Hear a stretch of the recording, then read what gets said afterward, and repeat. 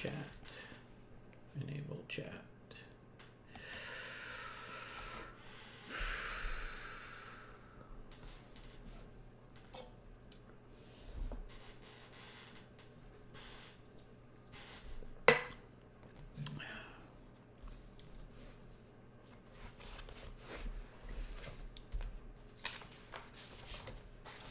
Send me that 5 seconds before.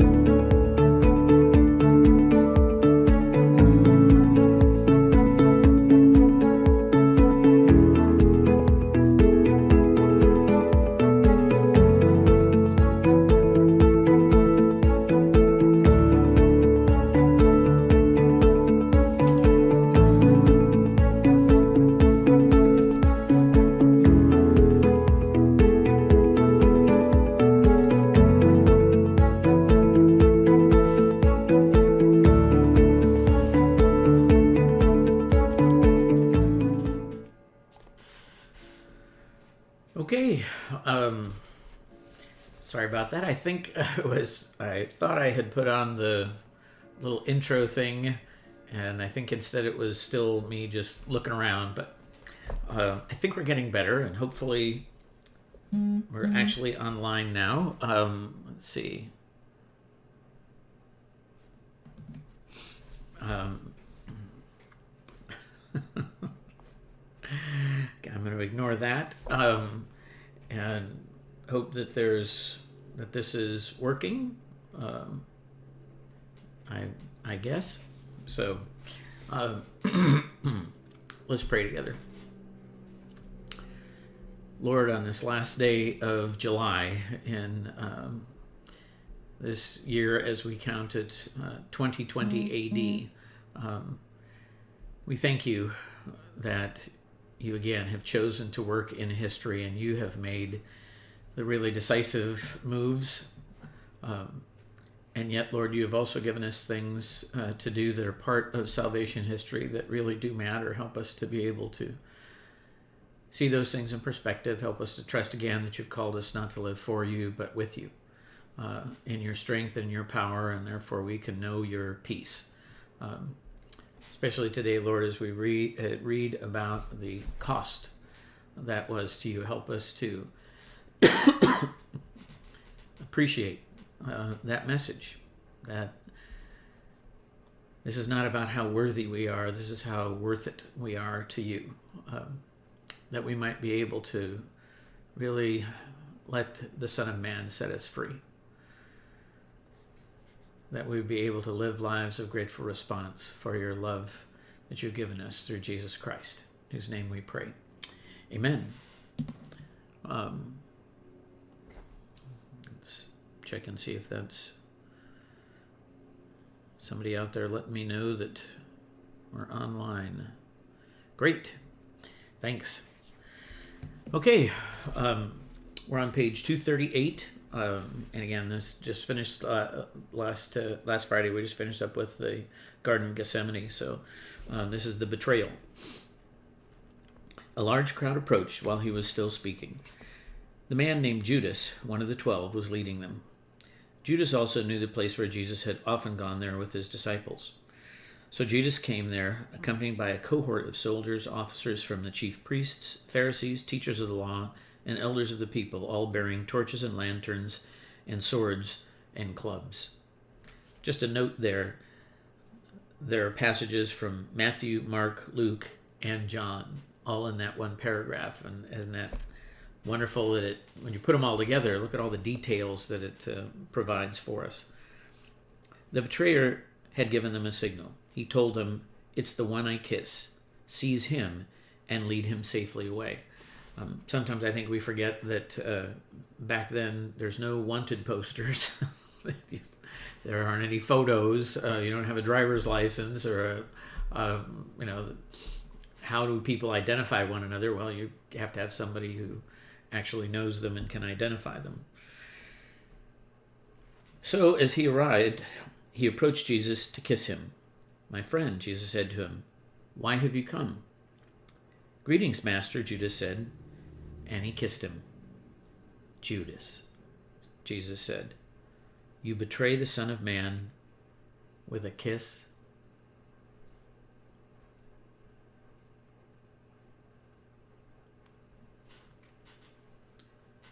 Almost hard to read.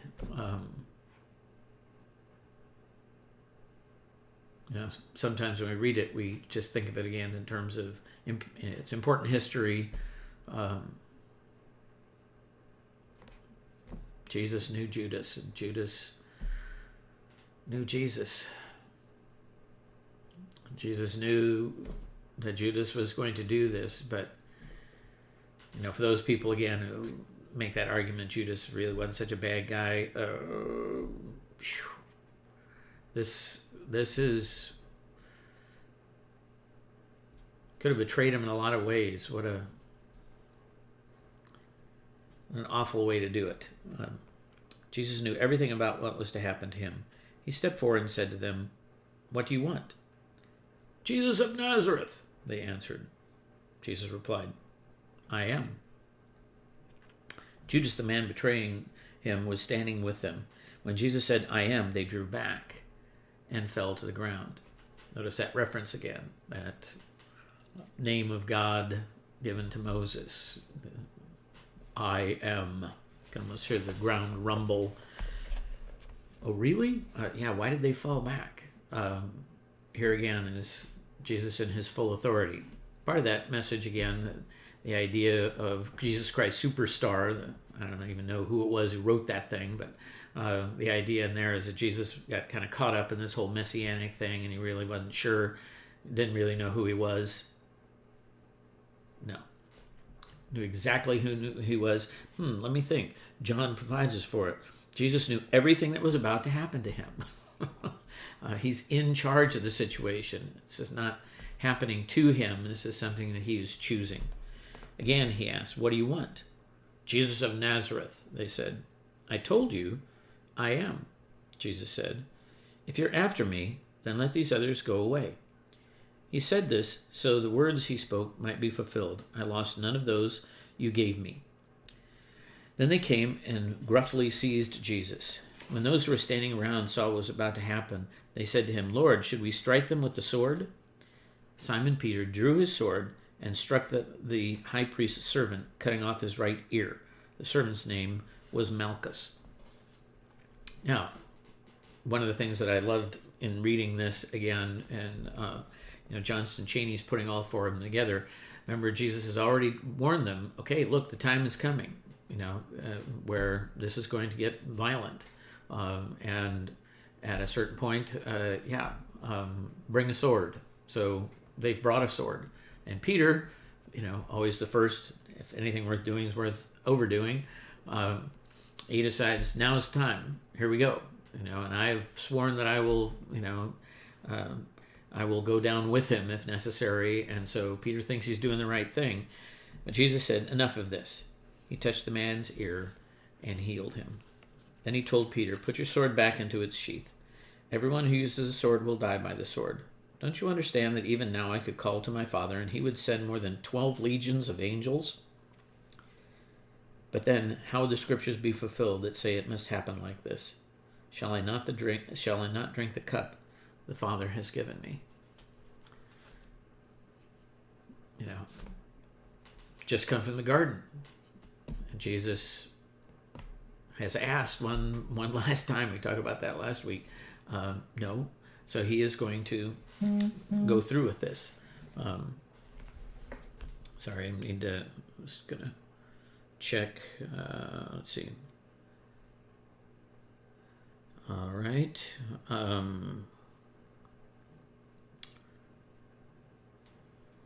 Gosh. It's somebody trying to find the link, Vimeo link to the website for the noon class. Okay. Let me see if I can call Dan quickly.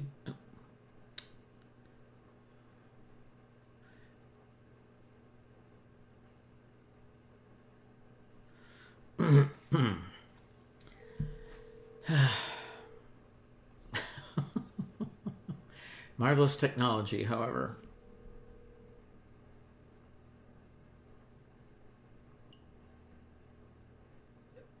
I'm on the class, and David Bell is hearing it, but somebody else texted in. I have their number in my phone, but not the name.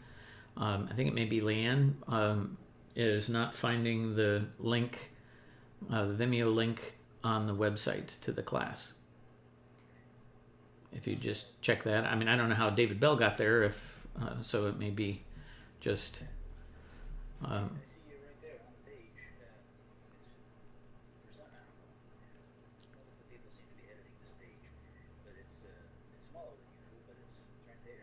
Okay.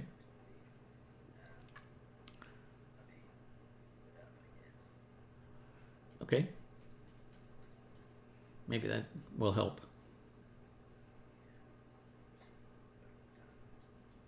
Okay. Thanks. Well, I know we're... It's always something. Okay. Thanks. Okay. Great. All right. Thanks. Bye. All right. Let's see if I can go back.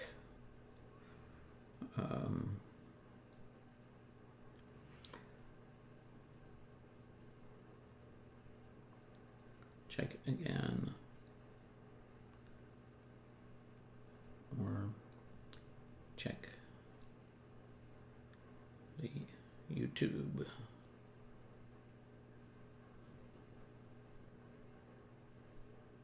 Channel.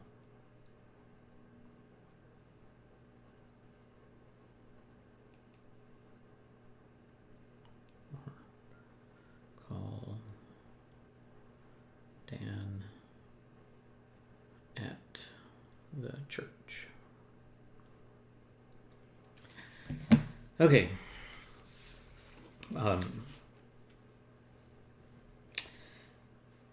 Let's see, where were we? He told Peter to put it to and shall I not drink this cup that the Father has given me? At that same time, Jesus said to the crowds and to the chief priests, the captains of the temple, and the elders who had come out to arrest him, have you come to seize me with swords and clubs as if I were a robber? I sat daily with you teaching in the temple, yet you didn't arrest me or stretch out your hands against me. But this has all happened to fulfill the scriptures of the prophets. This is your honor, this is your hour, and the power of darkness. Johnson Chaney actually names one of the sections there, the hour of the power of darkness. Takes it right out of Luke's, that passage from Luke right there. The other thing, again, just some little background. It was illegal to arrest someone at night. Yeah, no street lights. There's no, they come with they came with torches because otherwise they can't see. Actually, most of us don't realize that for a lot of human history, once the sun really went down, good people got off the streets if they could. It was dangerous because without street lights, without any other kind of artificial light, it was easy for people to mug you and get away with it. And so, but it was one of the standing rules for, laws for the Jews. You couldn't arrest somebody at night. You couldn't try them at night. You can't, these things have to be done in the light of day, literally. They can't be done at night. So this is, and I can't remember the author of the book now, but there was a Christian attorney who wrote a book called The Illegal Trial of Jesus, and they violated 42 separate laws in Jesus' arrest and trial and crucifixion. Then all the disciples abandoned him and ran away. A young man who was following him, clothed only in a linen cloth, and some other young men grabbed him, but he ran away from them naked, leaving behind the linen cloth. When the cohort of soldiers and the chief captain and the officers of the Jews took and bound Jesus, they led him away first to Annas, because he was the father-in-law of Caiaphas, who was the high priest that year. It was Caiaphas who had advised the Jews that it would be prudent for one man to die for the people. Remember that prophecy that, and again, the scriptures identify that was actually being prophetic. It is better that one man should die than the whole nation should suffer. That was his question. The high priest questioned Jesus about his disciples and his teaching. Jesus answered him, "I spoke openly to the world. I always taught in the synagogues and in the temple where all the Jews assemble. I did nothing in secret. Why do you question me? Question those who heard me. They know what I said." When he said this, one of the officers standing nearby struck Jesus in the face. "Is this the way you answer the high priest?" he demanded. "If I spoke wrongly," Jesus answered, "explain my error. But if I have spoken rightly, why do you strike me?" Then Annas sent him, still bound, to Caiaphas the high priest. Those who had seized Jesus led him away to the high priest's house, where all the chief priests and the elders and teachers of the law had gathered. An interesting little chart down there again. Jesus' 6 trials, 6 different places that he ends up being dragged. And again, all of that at night. None of that was even remotely legal. Simon Peter and another disciple kept following Jesus from a distance, even up to the courtyard of the high priest. The other disciple was known to the high priest and went into the courtyard with Jesus, but Peter stood outside the door. Then the other disciple went out and spoke to the servant girl who tended the door and brought Peter in. By the way, this is from, again, number of Gospels. The other disciple, it's John. John just never identifies himself. He always refers to himself in the third person in his Gospel, but that's who that was. The servant girl then said to Peter, "Aren't you one of this man's disciples?" "I am not," Peter replied. Because it was cold, the servants and the temple guards had started a fire of coals in the middle of the courtyard and were standing by it, warming themselves. Peter was standing with them by the fire, warming himself. When they had all sat down, he sat down as well in the middle of the guards to see what had happened. "Aren't you one of his disciples?" they asked him. Peter denied it. "I am not." The chief priests and the elders and the entire Sanhedrin kept trying to find false witnesses to testify against Jesus in order to execute him. They could find none. Though many false witnesses came forward to accuse him, their testimony did not agree. Again, legally, what's that mean? You have to release him. But at last, 2 stepped forward and spoke against him. "We heard this man say, 'I will destroy this temple of God made by human hands, and in 3 days I will build another, not made by human hands.'" But even then their statements did not agree. So the high priest stood up before them and questioned Jesus. "Do you refuse to answer?" he demanded. "What is this that you're accused of?" But Jesus was silent and made no answer. Once more the high priest said to him, "Are you the Messiah, the Son of the Blessed One? I charge you under oath by the living God, tell us whether you are the Messiah, the Son of God." It's just as you have said," Jesus answered. "I am. Furthermore, I tell you that later on you will see the Son of Man sitting on the right hand of power and coming on the clouds of heaven." Then the high priest tore his clothes and said, "He has spoken Blasphemy. Why do we need to have any more witnesses? Listen, you have heard his blasphemy. What do you think? Again, the blasphemy is there, not just that he claimed to be the Messiah, but I am, claiming to be not a son of God, being the son of God, being God. That's the blasphemy. He deserves death, they answered. Everyone condemned him as deserving death. Now, by the way, this is a Sanhedrin that was meeting at night, wasn't supposed to meet at night. And it was not all of the Sanhedrin, and that was illegal. You could not call the Sanhedrin without inviting they didn't all have to show up, but they all had to be invited.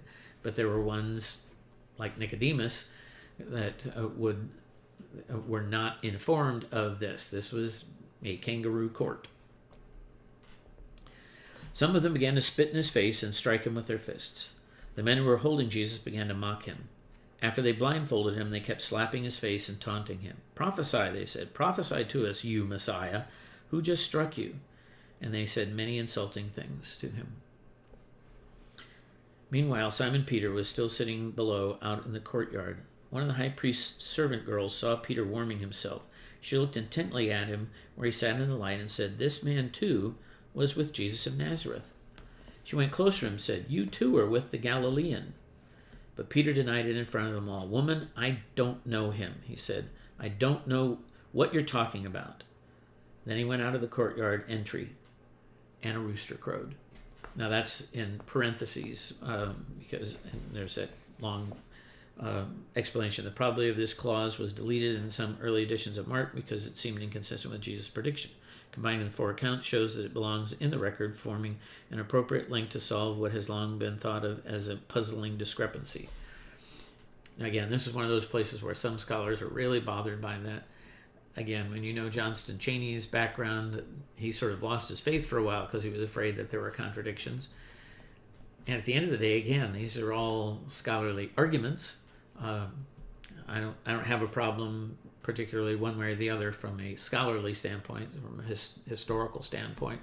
I certainly think that at the end of the day, we have to hang on to the doctrine of the inspiration of Scripture. If it's not God authored, then what difference does it make? And if it is, then I still think that is a correct assumption to assume that it is not contradictory. And therefore, this would solve that problem. So as a historian, I have no problem with it. As a theologian, I have no problem with Johnston Cheney's construction here. Would I have to insist on it?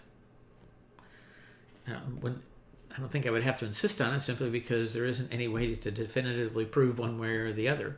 And I'm going to go on holding to the historicity of the whole thing. A little later, when he had gone out to the gate, another woman saw him and said to those nearby, "This man too was with Jesus the Nazarene." Another man saw him and said, "You too are one of them." But Peter again denied it, this time with an oath. "I don't know the man."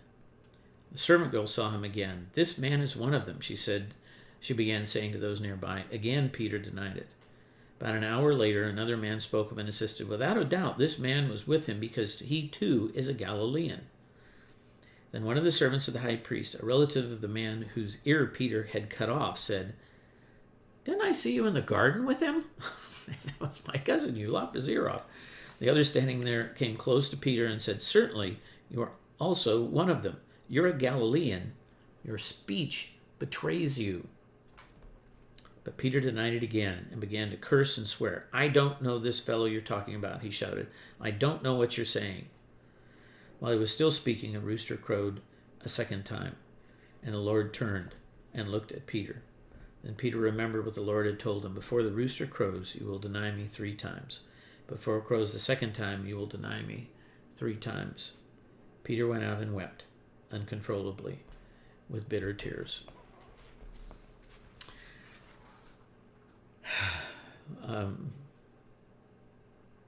Hard to say what's going through Peter's mind at this point, why he would have done that. I think one of the really important things, because certainly from Peter's standpoint, and I think this fits in with, again, when Jesus said in the Sermon on the Mount, it's not You've heard it say that if you commit adultery, you're liable to hell. I tell you, if you look at a woman with lust in your heart, you've heard it said that if you kill your brother, you're liable to hell. I tell you, if you call him fool, you're liable to fire of hell. You killed him in your heart. Pretty high bar. Along those lines, Peter betrayed Jesus in much the way Judas did. And the difference is that, and we'll read this in a little bit, Judas despairs and kills himself. And he is not alive to know that no matter how awful what he did was, God used that. And Jesus paid the penalty on the cross, even for that. Certainly for Judas's betrayal of Jesus and Peter's betrayal of Jesus. The difference between Judas and Peter is that Peter doesn't despair and kill himself. He's around to discover that things can be different. Although, and you see some of the interplay on that after the resurrection, because Peter is still crushed, having sworn that he would never deny Jesus, and then having done it when it got tough. And Peter has to hear Jesus again saying to him, "Look, I'm reissuing you the call. Sorry you weren't faithful to it at a certain point, but I know who you are, and I have loved you anyway." Let's see.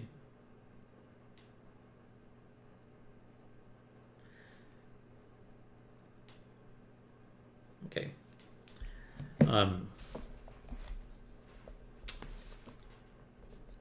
Verdict confirmed. As soon as daylight came, all the elders of the people, both the chief priests and the teachers of the law, met together against Jesus to execute him. They brought him to the whole Sanhedrin and said, "If you are the Messiah, tell us." He said to them, "If I were to tell you, you would certainly not believe. And if I were to ask the questions, you would not answer me or let me go. But from now on, the Son of Man will be seated by the right hand of the power of God." "So you are the Son of God," they said. "Just as you say," he replied, "because I am." "If you need any further witnesses," they said, "we have heard it ourselves from his own mouth." Then the whole crowd arose and tied up Jesus and took him to appear before Pontius Pilate, the governor. And they have to take him to Pilate because the Romans reserved the right of capital punishment for themselves. Jerusalem was a religious city. It was allowed to be run by the religious leaders in most every area, but certainly not in this area, because Romans reserved their right. They were real good at killing people anyway, but they didn't want you doing that just in case you were killing them, because they were supportive of Rome. So the Romans would decide who died and who didn't, which is why they had to take him to Jesus. Normal way for Jews to stone somebody, to kill somebody particularly guilty of blasphemy, would have been stoning.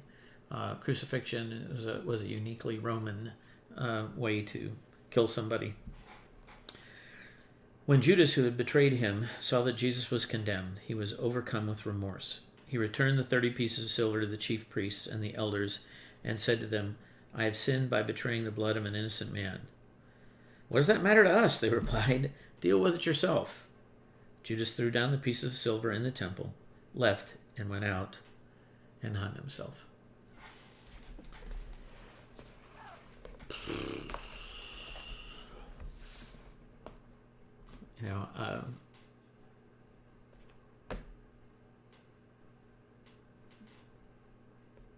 There's some things that are just hard to think about. What a difference it would have made if Judas had just hung on.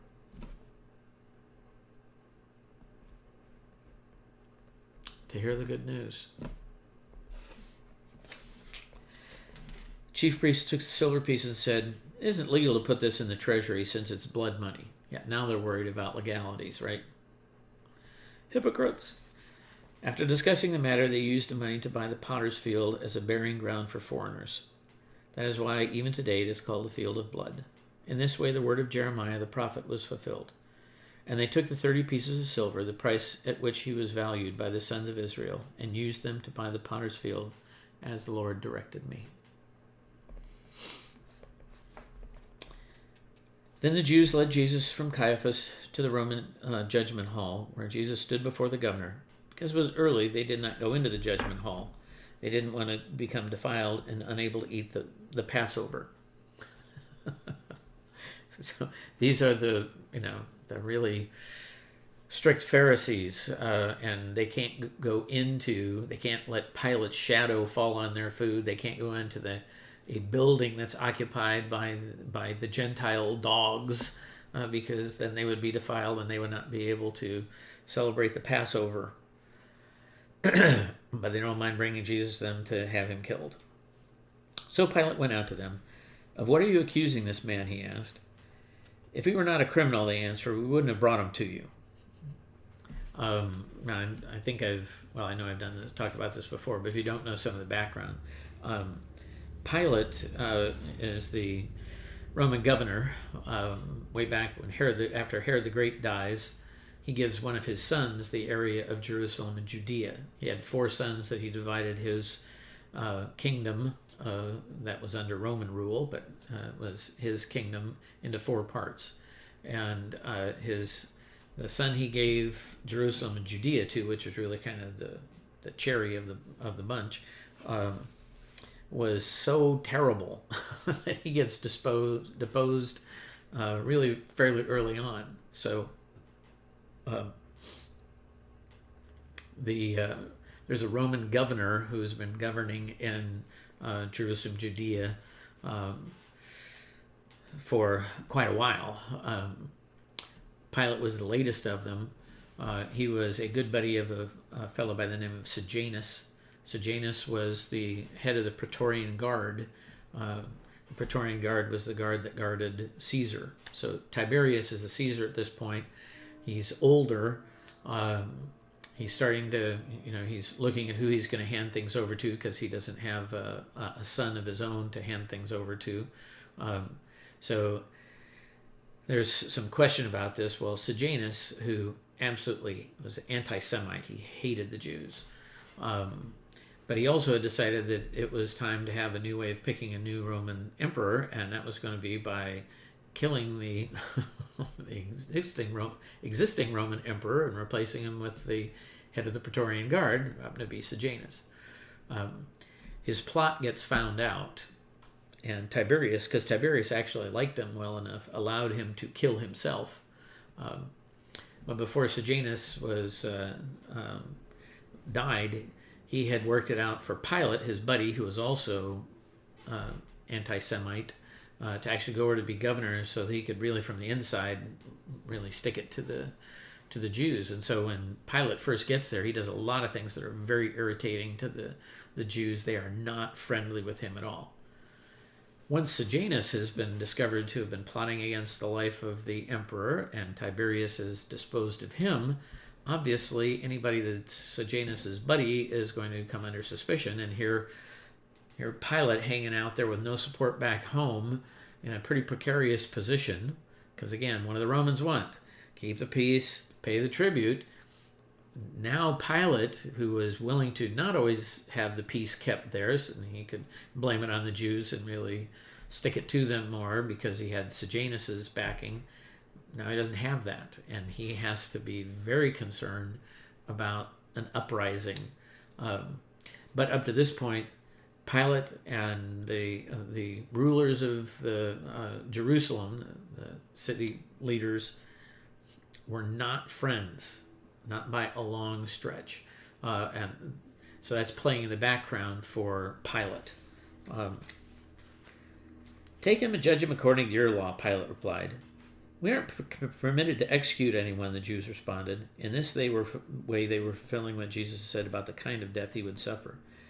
They began accusing him, saying, we found this man subverting our nation and forbidding us to give tribute to Caesar.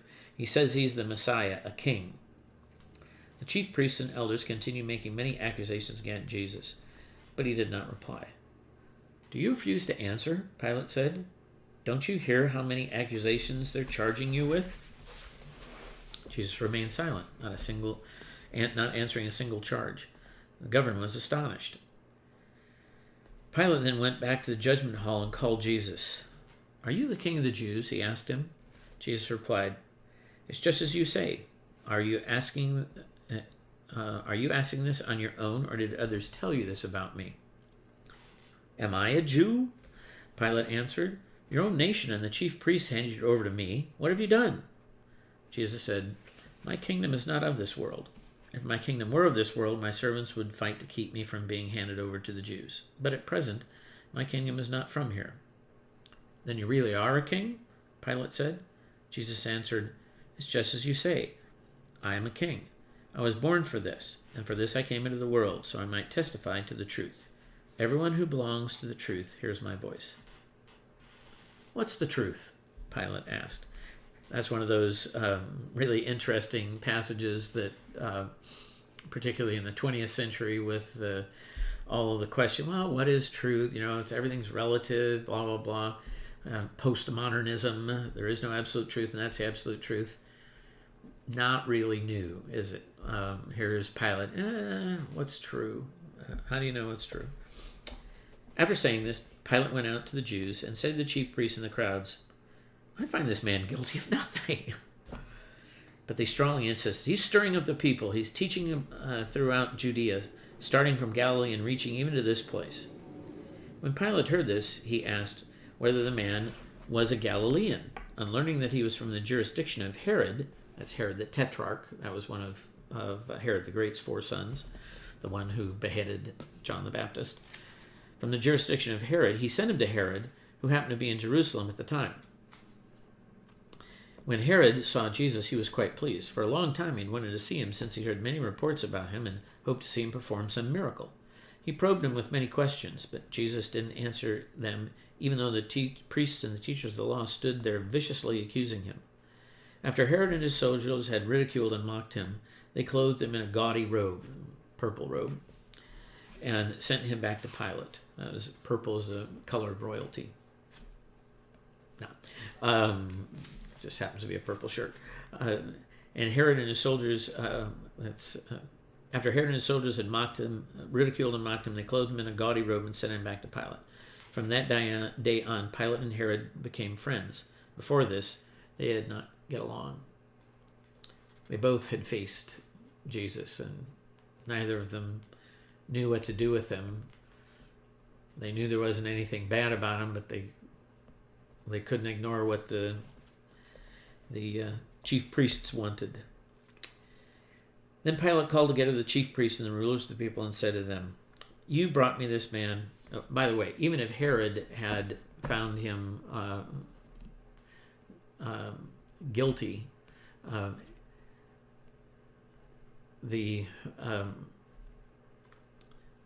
Herod is ruling under the authority of Rome.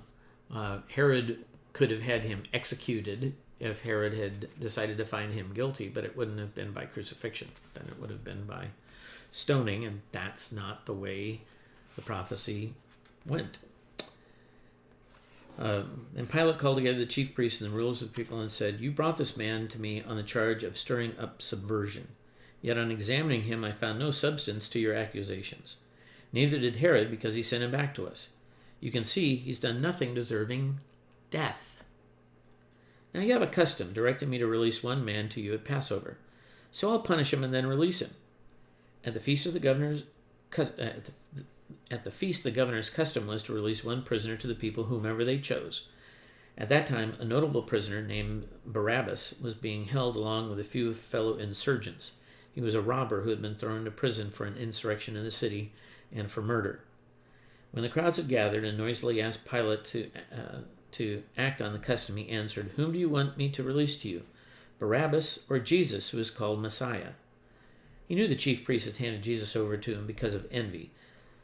And as he was sitting on his judgment seat, his wife sent word to him, "Do not do anything to that just man. On account of him I have suffered many things today in a dream." But the chief priests and elders stirred up the crowd to ask Pilate to release Barabbas to them instead and to execute Jesus. By the way, Pilate had a pretty reasonable expectation that the crowds would have not gone the direction of the Pharisees, because as you saw, when Jesus came and overturned the money changers and cleansed the temple, and all week long the leaders don't like him at all, but they can't do anything because the crowds don't particularly much like their leaders all that much. And so Pilate's thinking, okay, I tried to reason with these Pharisees, the leaders. Now I'll use their own custom and I'll go right to the crowd. I'll appeal to the people, and surely they will want the good guy rather than the jerk. Barabbas was not just an insurrectionist. Think of him along these lines, because it would have been more accurate. This is a guy who took advantage of the current uprising about things. See if this sounds familiar.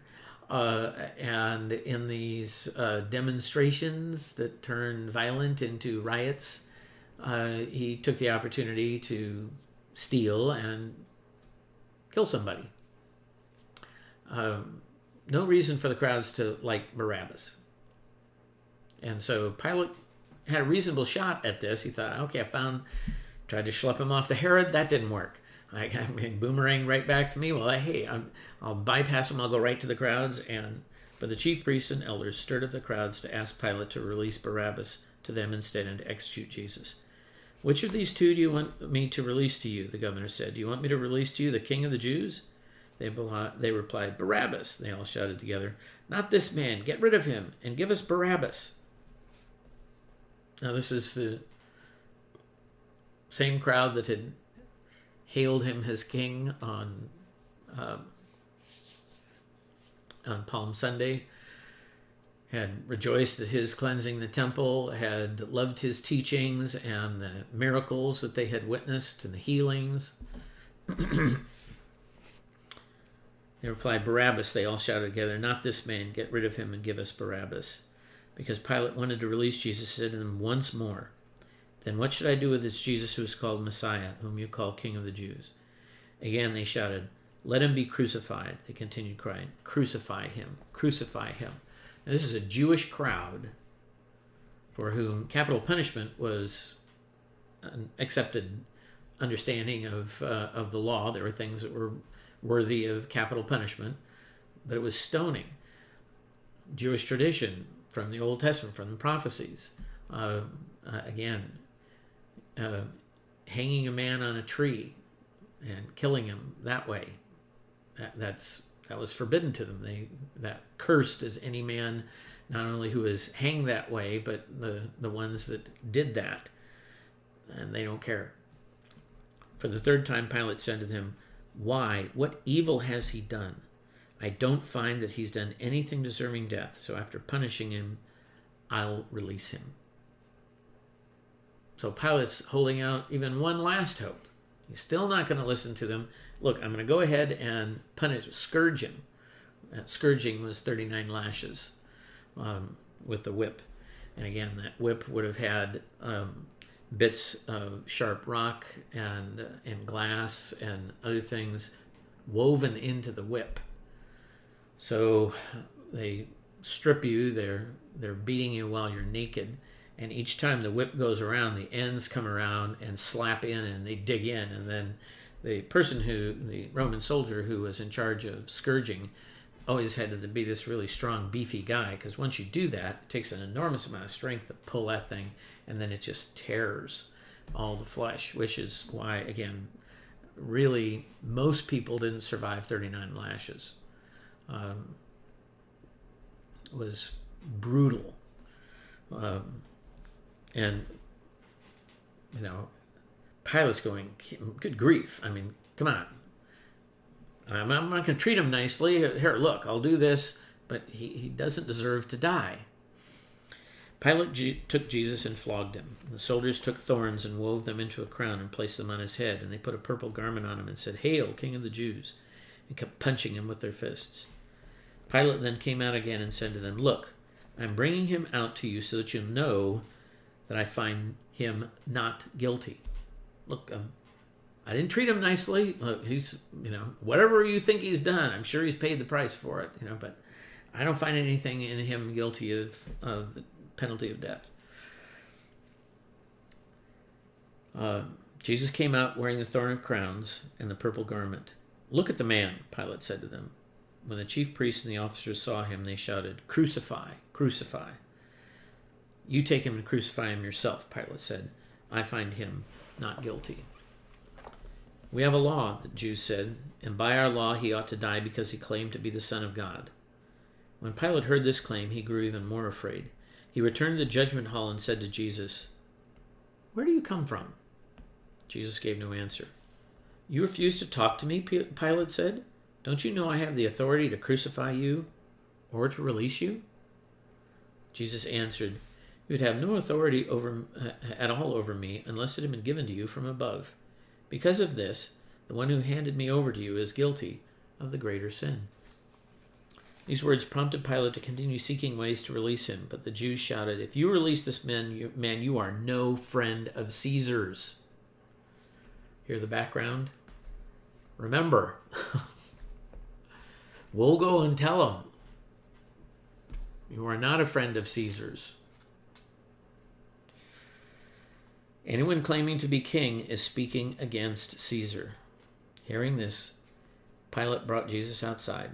He sat down on the judgment seat in the place called the pavement, or in the Jewish language, Gabbatha. It was preparation day, for the Passover was about 6 a.m. He said to the Jews, "Look at your king." They shouted, "Away with him! Away with him! Crucify him!" They were insistent and shouted all the more, demanding loudly that he be crucified. Pilate said to them, "Shall I crucify your king?" "We have no king," the chief priests answered, "except Caesar." Now that could be considered blasphemy itself. They were supposed to have no king but God. When Pilate saw he could not dissuade them, but instead a riot was in the making, he took water and washed his hands in front of the crowd and said, "I am innocent of the blood of this righteous man. You are my witnesses, will be witnesses of the fact." All the people answered, "His blood be on us and on our children." The unfortunate interpretation of that particular passage for centuries in the church was to blame the Jews specifically for Jesus being crucified.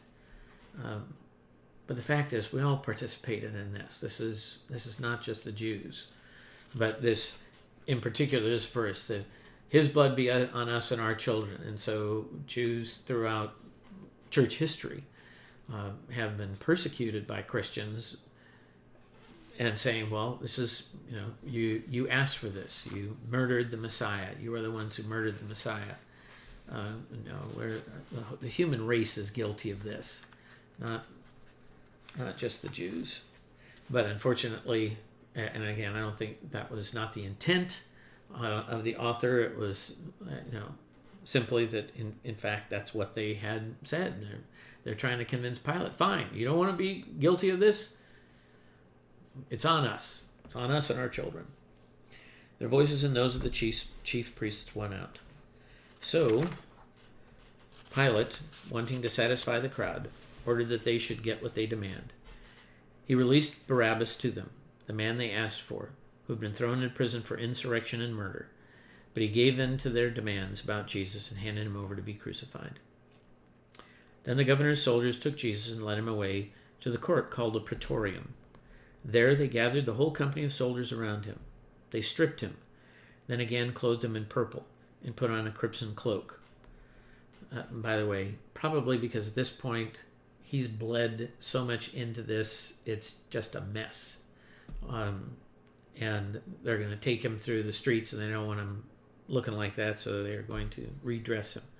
They stripped him, again clothed him in purple, and put on a crimson cloak on him. And they put on his head the crown of thorns they had made, and they placed a reed in his right hand. They continued mocking him, bowing in homage, and saying, "Hail, King of the Jews!"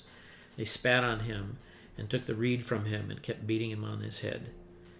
When they finished ridiculing him, the soldiers stripped him of the cloak and the purple garments and gave him his own clothing. Then they led him out to crucify him. Jesus went out carrying his own cross. As they were going, they found a passerby. This was, again, part of the tradition of crucifying someone. It's not the entire cross. When you got out there, the upright piece that would be slid into a hole was already there at the place. The cross piece that would have been carried by the prisoner. Now, most prisoners who were going to be crucified were not flogged first, because that's, again, more than likely wouldn't even survive the flogging, much less that. And so most of them were able to drag this. It's, great effort and humiliation of, you have to carry your own, be like carrying your own bullets that you're going to get shot with. It's the humiliation that you're being forced to carry the instrument of your own death. But at this point, Jesus is so weak, he really can't carry that cross beam. A lot of guesses as to the weight, but I mean, it was a beam, and would have weighed, at least 100 pounds. Would have been hard to drag. So as they were going, they found a passerby from Cyrene coming in from the country. He was named Simon, the father of Alexander and Rufus. They grabbed him and laid the cross on him and forced him to carry it behind Jesus. A large crowd following him, including women who were weeping and mourning for him. But Jesus turned to them and said, "Daughters of Jerusalem, don't weep for me, but for yourselves and for your children. The days are coming when they will say, 'Blessed are the childless and the wombs that never bore children, and the breasts that never nursed.' Then they will begin to say to the mountains, 'Fall on us,' and to the hills, 'Cover us.' For if they do these things when the tree is green, what will happen when it is dry?" 2 others who were criminals were led away with him to be executed. When they brought him to the place called the Skull, or in the Jewish language, Golgotha, Calvary in Latin, they offered him wine mixed with myrrh, but when he tasted it, he wouldn't drink it. That's one of those strange kind of passages, unless you know what was going on with that. People who are going to be crucified, crucifixion, if you haven't been flogged first, crucifixion was a brutal way to die, because in general, you didn't die of being nailed to the cross, and you didn't die of even blood loss. They nailed you hands and feet. And when you're hanging there, at a certain point, your chest muscles get fatigued. It's like, hold a couple of buckets of sand out there for a while and you'll find out you can't do it very long. But you're hanging there, and it turns out that what happens is that once you start getting some of those muscles so paralyzed, in order to exhale, you have to push up on your feet to be able to relax the muscles enough that you can exhale. And then you slump down and you inhale. And so you have to keep doing this. And it was not unusual for some men to take 3 days to die on the cross. It's also why after a certain time, the Romans would simply break the legs of the person that was being crucified, so they could no longer push up, and they'd suffocate. Now you know why it was very public. You're crucified naked. They didn't cover you with anything. It was supposed to be humiliating. It was supposed to be awful and horrible to look at. This is essentially what the Romans were saying. Don't mess with us, or this is how we take you out.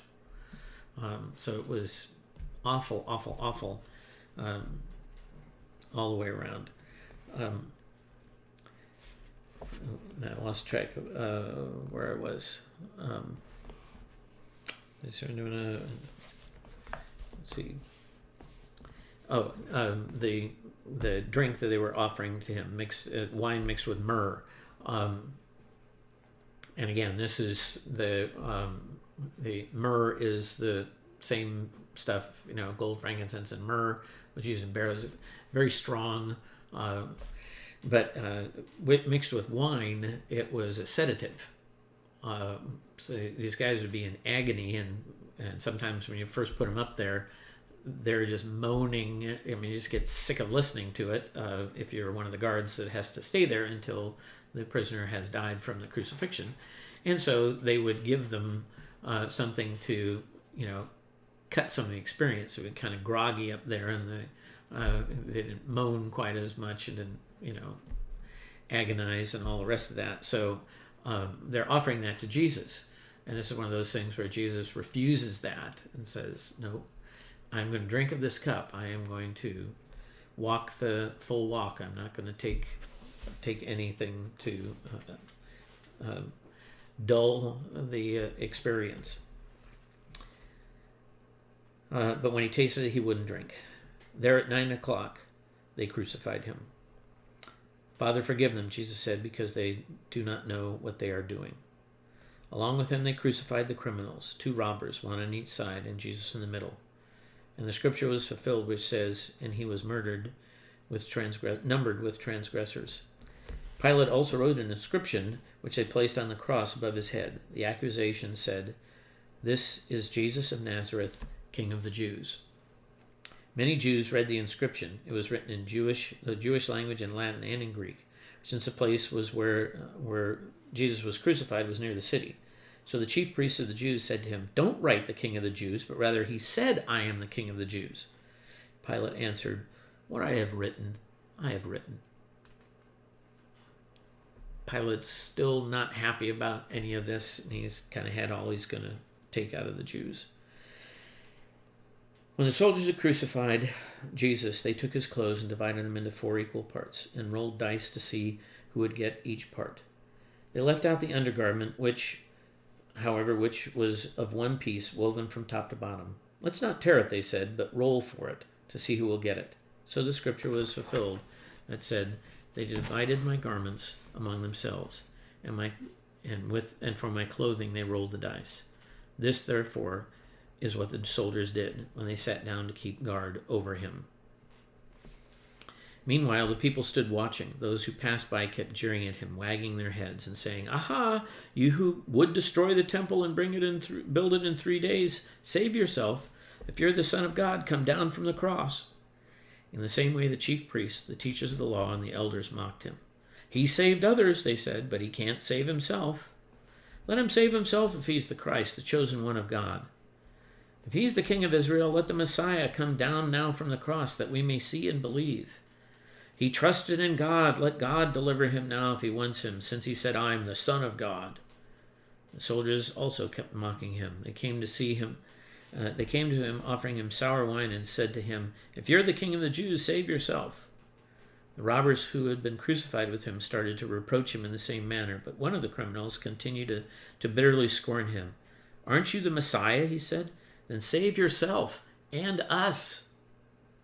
But the other rebuked him and said, "Do you not even fear God, since you are under the same punishment this man is? We've been punished justly. We're receiving only what our actions deserve. But this man did nothing wrong."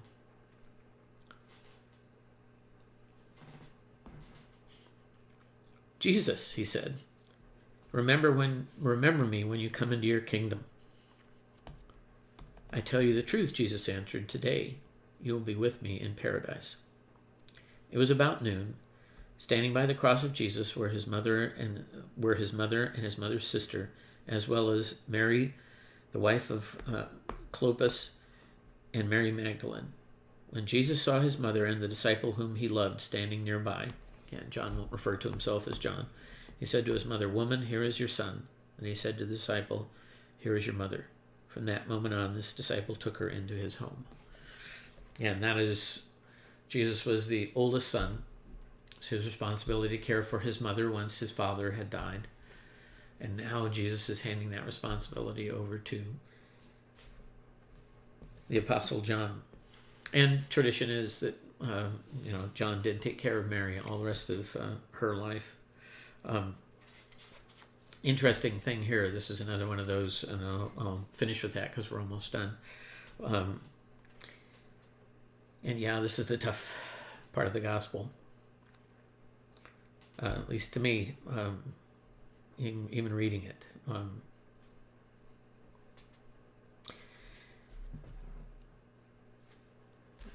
When the one robber says, "Remember me when you come to your kingdom," and Jesus says, "I tell you the truth, today you will be with me in paradise." It's one of those interesting passages again where there are lots of folks who struggle with this.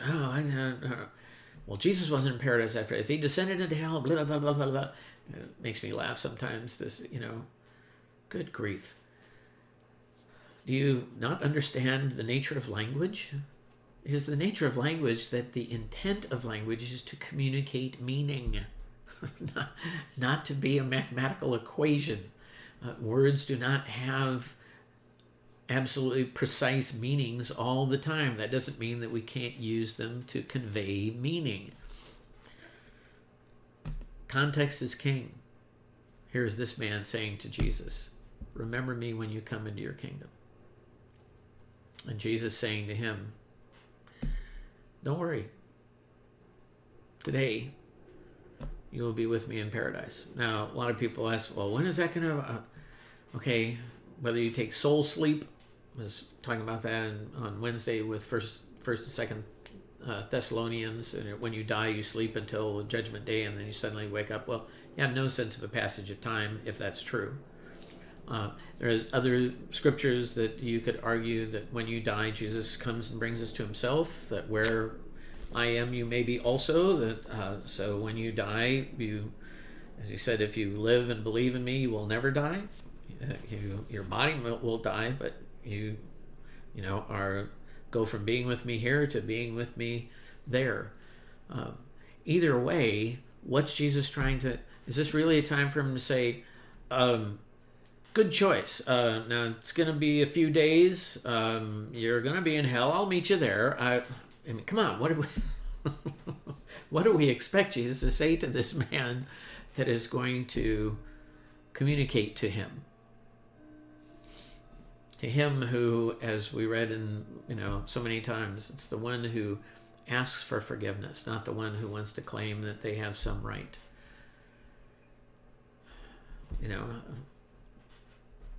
When you stand in the judgment line and one line says, "Get what you deserve," and the other says, "Get what you don't deserve," don't get in the "get what you deserve" line. Jesus is trying to reassure this man, look,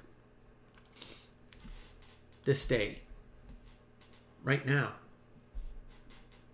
here's your new reality. You are going to be with me in paradise. You will never know. That's why, to me, whether it's soul sleep, so you have no sense of passage of time, or whether it's directly there, the only thing we're going to know as Christians, and I really believe this, and found out I really believed it again when I had to have my open heart surgery, my bypass surgery, because I really did believe to the core of my being I was going to wake up. They were going to put me to sleep on the table, and I was going to wake up. I was either going to wake up here, and God wasn't finished with me yet, or I was going to wake up there, and all my problems were going to be done, but I was going to wake up. That to me is what the gospel is all about. The specifics of how he does that are really not of any great concern to me. I've heard all the arguments, and you can't prove it one way or the other. And it's okay. I certainly believe in that there are protons, neutrons, electrons, subatomic particles. Never seen them. Have no idea how they really actually... The scientists figure out how to quote unquote look at all of that. That doesn't change it. So, but hope it. These are really hard passages to me to have to go over, and yet I really appreciated that time so long ago when I read Johnson Chaney putting them all together, really in this chronological order. The sense of movement that you get through the whole thing.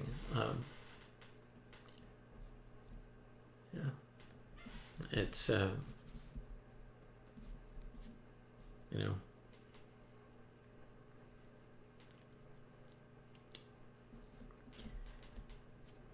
It's about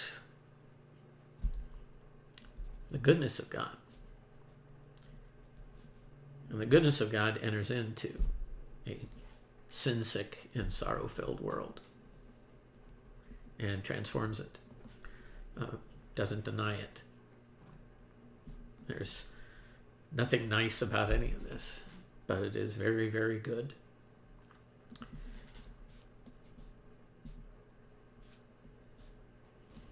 And it really happened.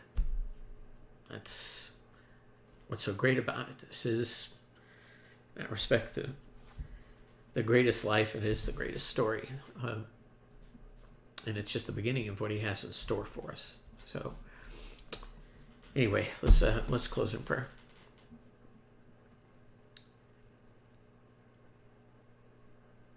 Lord, we thank you again that Jesus is the way, the truth, and the life. You created us, you have redeemed us, and you have promised that we will have a life after this one in which there will be no sin and no sickness, and death will be no more. Help us, Lord, to hear that gospel, that your joy may be in us and that our joy would be complete.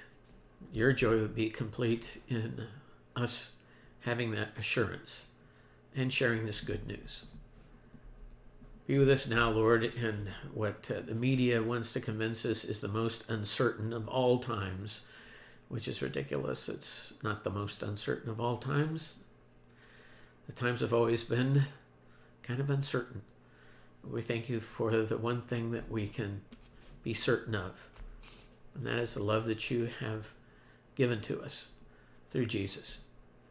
Help us, Lord, to continue to hear that good news and to spread it. For we pray these things in his name. Amen. Thanks.